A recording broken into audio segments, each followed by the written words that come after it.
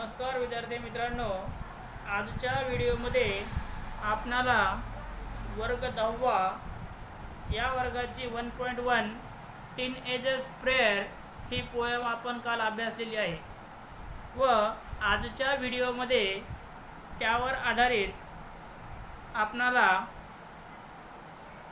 काही स्वाध्याय आहेत ते आजच्या व्हिडिओमध्ये आपल्याला सोडवायचे आहेत। तर पहा, पहिल्यांदा असं आहे की चिटचॅट म्हणजे गप्पा गोष्टी। याच्यामध्ये आपल्याला काही ऑप्शन्स दिलेले आहेत, ते ऑप्शन्स आपल्याला या व्हिडिओमध्ये भरायचे आहेत। तर पहा, from groups of 5 to 6 and discuss, give a rating of 1 to 5 to each of the following. When you have to take important decision, what do you generally do? जर एखाद्या गोष्टीमध्ये आपल्याला जर योग्य निर्णय घ्यायचा असेल तर काय करावं लागेल पहा। तर या विभागामध्ये 5 ते 6 विद्यार्थ्यांचे गट करा। पुढील मुद्द्यांच्या पसंतीच्या क्रमाने प्रतवारी ठरवा। तुम्हाला महत्त्वाचा एखादा निर्णय घ्यायचा असतो तेव्हा तुम्ही काय करता हे आपल्याला सांगा, हे आपल्याला या ॲक्टिव्हिटीमधून सांगायचं आहे। तर पहा, पहिला असं आहे number A, consult your parents oblique elders. याच्या कंसामध्ये तुम्हाला बॉक्स दिलेला आहे, तर त्या बॉक्समध्ये तुम्ही 2 नंबर लिहायचं। नंबर बी दिलेला आहे कॉन्टॅक्ट फ्रेंड्स फॉर ॲडवाईस। याच्या कंसामध्ये तुम्हाला बॉक्स दिलेला आहे, पुढं याच्यामध्ये 4 नंबर लिहा। प्रे टू गॉड फॉर गायडन्स। याच्यामध्ये 5 नंबर तुम्हाला लिहायचा आहे। D number, think deeply in silence. याच्यामध्ये बॉक्समध्ये 1 नंबर द्या। Ask your teacher for help. याला 3 नंबर द्या। आणि एफ मध्ये toss a coin to decide, याला 6 नंबर द्या। त्याच्यानंतर ॲक्टिव्हिटी नंबर 2 आहे in poetry, very often there are lines in which the poet seems to talk directly to an absent person, an abstract idea or thing, object. Such a tactic device used by the poet in the figure of speech apostrophe. For example, तुम्ही स्वतःची अपॉस्ट्रॉफीची उदाहरणे देऊन वाक्य पूर्ण करा। या भागामध्ये आपणाला काही आपल्या स्वतःविषयीची अपॉस्ट्रॉफी या फिगर ऑफ स्पीचची वाक्य सांगायची आहे। तर पहा, for example, twinkle twinkle little star dash dash, death where is thy sting, O cave man exclamatory mark, I wish I could live with you. Now complete the following creating examples of apostrophe of your own. इथं पहा, आपल्याला 5-6 examples दिलेले आहेत की त्याच्यामध्ये apostrophe हा figure of speech आहे हे आपल्याला सांगायचं आहे। तर पहा, O life how strange are your ways. या वाक्यामध्ये स्ट्रेंज आर युअर वेज याला आपण अंडरलाईन केलेली आहे, कारण की या ॲक्टिव्हिटी नंबर ए मध्ये हे आपलं आन्सर आहे। Number B, dear Lord please keep me calm in my difficult days. याला अंडरलाईन करून घ्या, please keep me calm in my difficult days. Number C, books you are my dear companions. त्या my dear कंपॅनियन्स याला underline करा, हे तुमचं answer आहे। D, exams I wish you were never there never. याला अंडरलाईन करून घ्या, हे तुमच्या उत्तराचा भाग आहे। Number E, O you beautiful sky send all your beauty to earth, send all your beauty to earth. याला अंडरलाईन करून घ्या, हे तुमचं उत्तर आहे। तर पहा विद्यार्थी मित्रांनो, यावर आधारित काही आपल्याला प्रश्नाची उत्तरं या कवितेच्या आधारावर पाहायची आहेत। तर पहा, तुमच्या पुस्तकाचं पेज नंबर 3 वर पहिला प्रश्न आहे की what is the age group of the speaker. या कवितेतील स्पीकरचं वय किती आहे हे आपल्याला सांगायचं आहे। तर फर्स्ट क्वेश्चन असा आहे की what is the age group of the speaker in the poem. तर याचा आन्सर आहे the age group of the speaker in the poem is about 30 to 19 years. Question number 2 असा आहे की what decision does the speaker have to take. निवेदकाला कोणते निर्णय घ्यायचे असतात. त्याचं उत्तर असं आहे the speaker has to take the decisions about choosing the right path of life lying before him.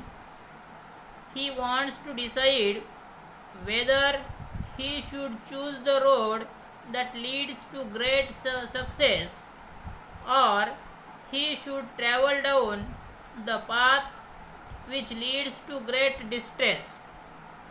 Question number 3 असा आहे what does each new day fetch. त्याचं उत्तर आपल्याला असं बनवता येईल according to the poet new beginnings are brought each new day. Question number 4 how should one react to temptation. How should one react to temptation. एखाद्या व्यक्तीने मोहाविषयी कशा प्रकारे प्रतिक्रिया व्यक्त केली पाहिजे. The answer the person should strictly say no to any temptation that comes in his way. He should overpower any temptation and avoid doing anything bad or wrong. Question number 5 असा आहे की what effect does the speaker wish to see in himself at the end of his teens.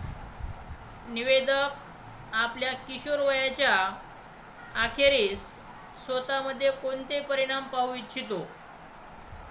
The poet wishes the company of God because by the time his teenage years are over he will know that the life he lived under the guidance and help of the Almighty was the best. Question number 6 in what condition does the poet wish to maintain his body. कवी कोणत्या परिस्थितीत आपले शरीर सुव्यवस्थित ठेवू इच्छितो. या प्रश्नाचं उत्तर आहे the poet wishes to maintain his body and keep it clean and fit each day when temptation attracts him to do anything bad or wrong. Question number 7 whose company does the poet wish for in the walk of life? Question mark 5 आयुष्याच्या प्रवासात कवी कोणाची साथ मागतो व का. The poet wishes the company of God because by the time his teenage years are over, he will know that the life he lived under the guidance and help of the Almighty was the best. पहा विद्यार्थी मित्रांनो, या कवितेवर आधारित आपणाला काही English workshop दिलेले आहेत ते पाहायचे आहेत. त्याला आपण टायटल असं देऊ की English workshop. In first question choose the correct alternative and complete the given sentence. त्याच्यामध्ये नंबर ए आहे according to the poet dash dash are brought by each new day. कंसामध्ये ते पर्याय दिलेत आपल्याला न्यू बिगिनिंग्स न्यू एंडिंग्स. तर याचा answer आहे न्यू बिगिनिंग्स. त्याला अंडरलाईन करून घ्या. Number B, we must decide to take the road which leads to, दोन पर्याय आपल्याला दिले आहेत, great distress and great success. तर याचा आन्सर आहे ग्रेट सक्सेस. ग्रेट सक्सेसला अंडरलाईन करून घ्या. Number C, the poet prays to the Lord to help him stand for what is, कंसामध्ये माईट आणि राईट आहे असे दोन शब्द दिले आहेत. तर आपलं उत्तर इथं राईट आहे, RIGHT. त्याला अंडरलाईन करून घ्या. D, the poet wants to see that his teenage years have been the, रिकामी जागा आपल्याला दिली आहे वर्स्ट आणि बेस्ट. तर याचं उत्तर आहे बेस्ट. बेस्टला अंडरलाईन करून घ्या. The poet wants to see that his teenage years have been the best years of his life. English वर्कशॉपमध्ये क्वेश्चन नंबर 2 असा आहे, find and write the pairs of rhyming words from the poem. First word आहे make dash take. Number 2, success dash distress. Number 3 आहे see dash me. Number 4 आहे way dash day. आणि number 5 आहे best comma worst. Question number 3 असा आहे की what is the rhyme scheme of the poem, choose the correct one from the following questions. इथं पहा, first आपल्याला असं दिलेलं आहे AABB, सेकंड असं दिलं आहे ABCD, थर्ड असा आहे ABCB आणि फोर्थ असा ऑप्शन दिलेला आहे ABBA. तर या क्वेश्चनचं उत्तर ऑप्शन नंबर 3 आहे ABCB. क्वेश्चन नंबर 4 असा आहे, match the lines in column A with the figure of speech in column B. English वर्कशॉपमध्ये क्वेश्चन नंबर 4 असा आहे, एका साईडला तुम्हाला कवितेची लाईन दिलेली आहे व दुसऱ्या साईडला कोणता फिगर ऑफ स्पीच आहे हे आपल्याला सांगायचं आहे. तर नंबर 1 असा आहे, डिसिजन्स आय मस्ट मेक. याचा आन्सर आहे इन्व्हर्शन, कारण इन्व्हर्शन हा अलंकार आहे. Number 2, please open up my eyes dear Lord. याचा आन्सर आहे apostrophe. Number 3, travel down the darken road. याचा आन्सर आहे ॲलिटरेशन. आणि नंबर 4 असा आहे, I can choose to take the road of life. याचा आन्सर आहे मेटाफर. तर पहा, क्वेश्चन नंबर 6 असा आहे, याच्यामध्ये आपल्याला prepare a set of 10 questions to interview any successful teenagers. You may use the following points. याच्यामध्ये पहा, वरील यशस्वी कुमारापैकी कोणत्याही एकाची मुलाखत घेण्याकरिता एक प्रश्नसंच तयार करायचा आहे आपल्याला. तर पहा, हा प्रश्नसंच असा आहे, याचा answer interview questions for blind musician. यावर आपल्याला 10 क्वेश्चन्स तयार करायचे आहेत. तर आपला पहिला क्वेश्चन आहे, would you please tell me about your family. Would you please tell me about your family. Number 2, how did your blindness affect your career as a musician and a composer.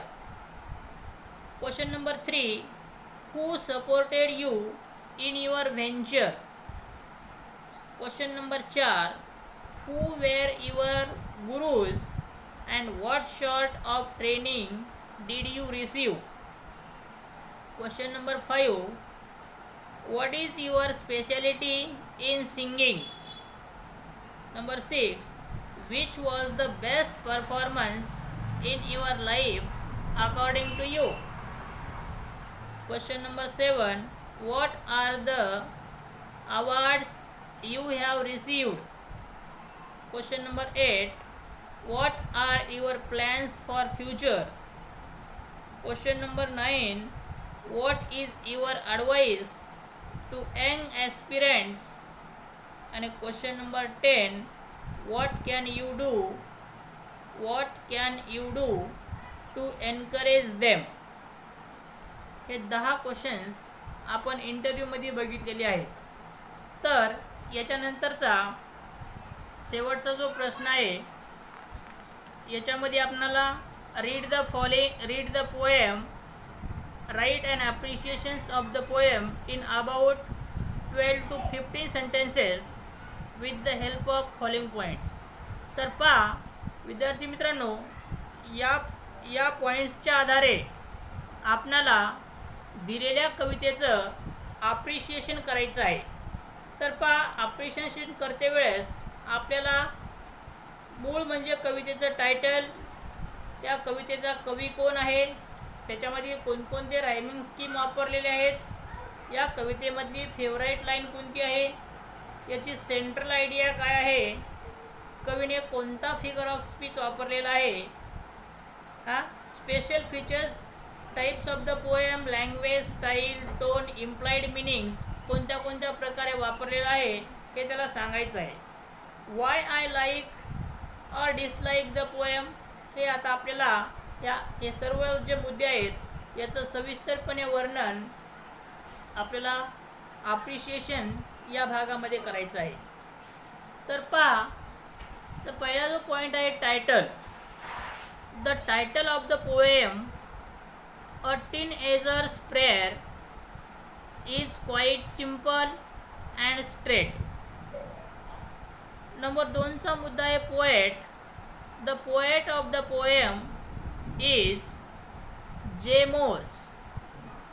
Number 3 theme, central idea.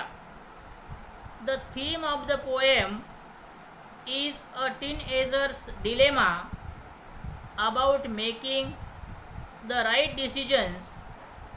The responsibility of choice falls fully on him/her. A wrong decision may ruin the whole life.